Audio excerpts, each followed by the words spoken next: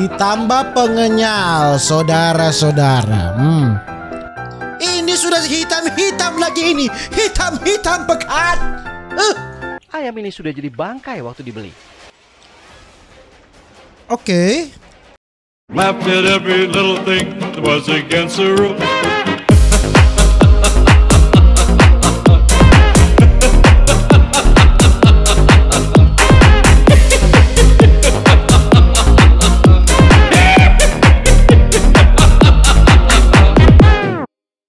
Alright, my gangs, my boy. Welcome back with me, Renaldi Gilbert. Bagaimana kabar kalian, my gangs, my boy? Semoga kalian baik-baik saja. Jangan lupa untuk selalu stay safe. Everybody sing a song of Doda. Di video kali ini, my gangs, my boy, kita akan melihat ini makanan-makanan jorok yang ada di Indonesia, my gangs, my boy. Kalau kemarin saya sudah pernah membuat reaksi video ya tentang makanan-makanan jorok di India, dari cilok rasa kaki. Mana? Coba kita buka dulu channel saya dulu ya. Sabar. Gilbert makanan Indonesia. Ini ada saus rasa kaki dan ada makanan jorok di Indonesia, cilok rasa kaki juga. Semua pokoknya rasa kaki. Saus tomat rasa kaki dan cilok rasa kaki, bukan main. Dan tidak perlu berapa lama, langsung saja kita melihat ini makanan-makanan jorok yang ada di Indonesia. Kali ini apa ini? Judulnya bisnis licin mie ayam tiren. Ada apa ini? Ada apa dengan mie ayam tiren? Alright. Ada apa? Apa yang mengganjal di mie ayam ini? Bisnis licin mie ayam tiren ya. Siapa yang gak langsung ngiler lihat makanan satu ini? Yes, mie ayam. Bagi fans garis keras mie ayam, melihatnya saja Banyak juga makannya ya. cecap lidah. Apa yang mengganjal? Apa yang jorok di sini ya? Tekstur mie yang kenyal dengan paduan kuah kaldu kental plus potongan ayam kecapnya membuat kuliner yang satu ini digandrungi. Enak tenan. Lapar Anda ya, sama saya juga lapar melihat ini ya. Oke. Nah, tapi hati-hati tetap kudu jadi pertimbangan. Karena tersiar kabar ada segelintir pedagang nakal yang menambahkan bahan-bahan tak layak konsumsi. Ada pedagang-pedagang nakal. Oke, di daerah mana ini Kak? Di mana Kak ini? Tentu saja butuh pembuktian. Lewat seorang informan, kami dituntun ke sebuah tempat yang kami curigai. Oke, di mana ini? Berpihak pada kami karena sang informan cukup akrab dengan pengusaha ini.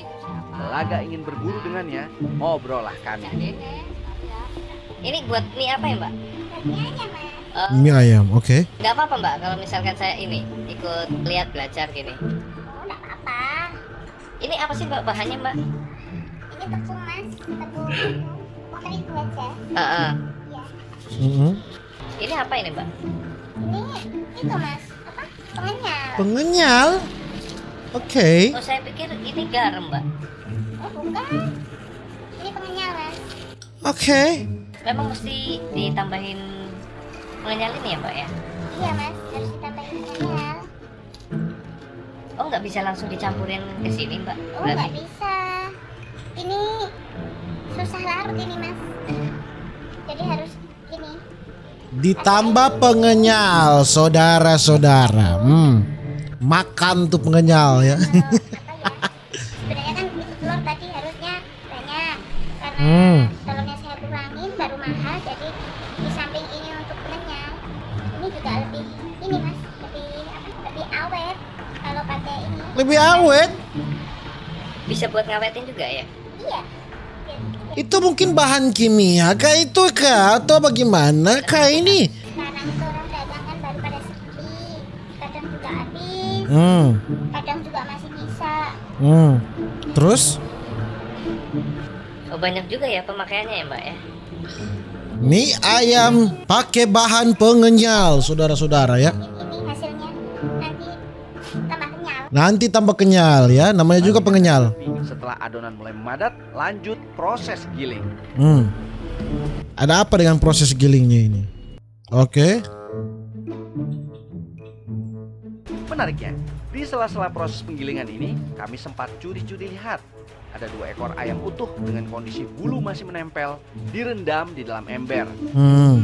Terus Mencurigakan. ada apa dengan 2 ayam ini yang masih berbulu dan di dalam ember? Ada apa? Mau ambil pusing, kami tetap fokus pembuatan mie ini. Hmm.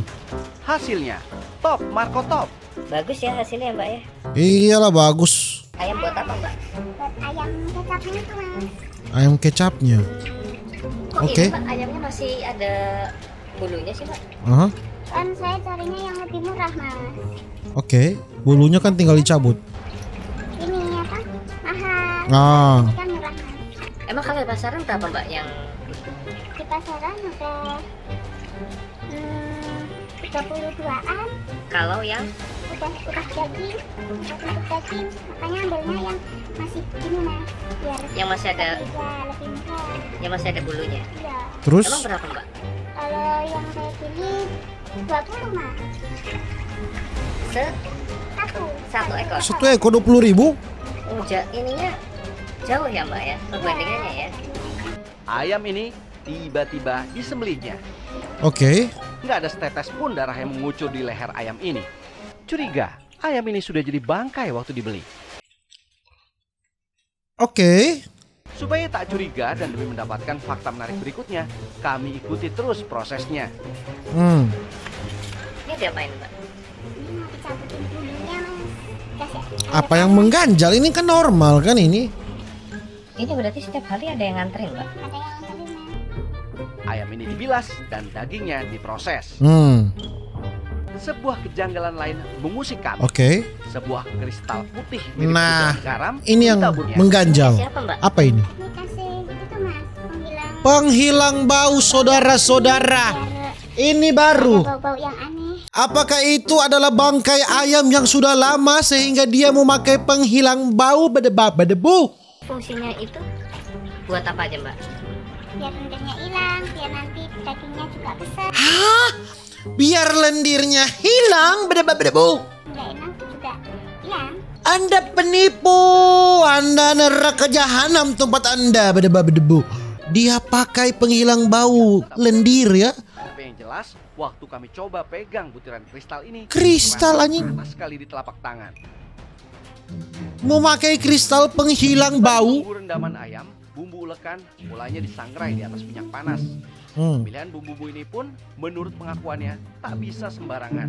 Selain untuk menciptakan rasa nikmat pada ayam kecapnya, ada satu bumbu rahasia lain yang tidak mau ia beberkan. Bumbu rahasia apa? Tapi yang jelas untuk menghilangkan aroma tak sedap pada daging ayam ini. Apakah itu bangkai ayam yang sudah lama lalu dia buatkan mie ayam? Di tahap ini, ayam yang telah dipotong kecil-kecil lalu dimasak dan diungkep agar bumbu rahasianya bisa meresap hingga ke dalam daging ayam. Oke. Oh, ini ada yang mengantarkan ayam lagi ya. Ini mungkin ayam yang sudah mati lama.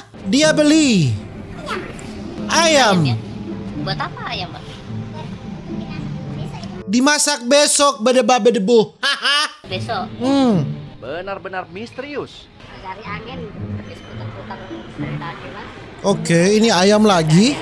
Ini bawa apa nih Mas? Yang digresek? Bawa ayam dari tadi muter-muter cari ayam ke kandang-kandang. Hah? Baru dapat 2 ini. Oh, suka nyari ayam juga Mas? Muter-muter ayam cari di kandang. Ayam sudah mati bisa dijual lagi. Ayam yang sudah mati, dia mati misterius gitu di kandang lalu dijual. Kalau ini ada 2 ya? Iya. Bisa saya ambil ya Mas? Saya beli sekarang. Kalau sekarang ini udah pesanan ya Mas, nggak bisa ya. Paling enggak ya besok lah. Biasanya dipesan buat apa aja sih Mas? Ya itu buat makan ikan, buat lele. Tapi ada juga yang diolah lagi. Coba kita lihat makanan-makanan yang lainnya saudara. Ini ada judulnya ini pelepas dahaga pengundang bahaya. Oke. Pasar tradisional kami jajaki. Ada apa? Ada apa dengan pasar tradisional? Jajanan. Namun di sudut meja, penganan dengan warna mencolok menimbulkan tanda tanya. Apa? Manisan. Kolang kaling. Saatnya selidiki lebih dalam. Kami pun menyamar jadi pembeli partai besar. Banyak banget kolang kalingnya, mau dibikin apa Mbak? Kolang-kaling mau dijual. Oh, manisan ini. Oh ya, kayak sate. Sate kolang-kaling. Sekali bikin berapa kilo itu, Mbak? Banyak amat. 3-4 kilo kolang-kaling. Itu apa itu, Mbak? Tawas. Kolang-kaling pakai tawas, beda berdebu. Biar bentuknya hilang. Ew. Biar bentuknya hilang, biar bersih. Biar nanti juga kalau dimasak dikasih warna itu biar bagus. Nih udah bersih mas sekarang, udah enggak itu. Anda mau makan kolang-kaling rasa tawas anjing beda berdebu? Tapi itu bukan cerita akhirnya. Pertanyaan besarnya, masih adakah campuran lain dalam proses lanjutan ini? Bukan main. Kolang-kaling rasa tawas lalu direbus. Dan di tahap ini, jurus jitu meracik manisan kolang-kaling dipamerkan. Apa yang jurus itunya apa? Kolang-kaling rasa apa ini? Rasa tawas kah? Atau ditambahkan apa lagi? Tapi mendidih kayak gini berarti, Mbak? Iya harus sampai mendidih. Baru nanti dikasih gula mas. Oke, gula normal, oke. Ini kasih gula. Iya. Soalnya tawar mas ini kalau nggak dikasih gula kan. Iya. Tahu. Nah, kalau ini apa lagi, Mbak? Ini apa ini? Itu mas apa? Pemanis buatnya. Hah? Kalau cuma dikasih gula kan manisnya kurang kuat. Kalau untuk gula kan mahal juga ya mas. Jadi apa harus ditambahin ini pemanis buatan. Ditambah pemanis buatan. Dikasih pewarna mas biar warnanya cantik. Warna? Oh, nggak bisa. Kalau putih kan nanti kurang menarik. Nah harus dikasih warna ini. Pakai zat pewarna. Oh, jadi ini ya, jadi warna. Warnanya menarik. Oke, ini mungkin pewarna makanan ya, mungkin. Saya tidak tahu, tapi mungkin. Oke. Kalau ini pewarna apa nih, Mbak? Ini pewarna itu mas apa? Ngerasa pewarna batik Ya buat pakaian. Iya. Pakai pewarna pakaian. Memang cilok rasa pewarna pakaian. Bayangkan rasa tawas plus pewarna pakaian. Bagaimana rasanya? Bukan main. Cilok Nusantara memang ini. Cilok yang melambangkan Indonesia pakai pewarna batik. Ew. Menjijaukan ew. Ini sudah hitam-hitam lagi ini. Hitam-hitam pekat. Hati-hati ya buat kalian gengs boy, untuk lebih berhati-hati ya setelah menonton ini, bukan main. Dan mungkin begitu cuma gengs boy kita video untuk hari ini. Jangan lupa untuk selalu stay safe. Everybody sing a song of duda-duda. Selalu hati-hati ya. Awas. See you in the next video. Dadah. Apa sih?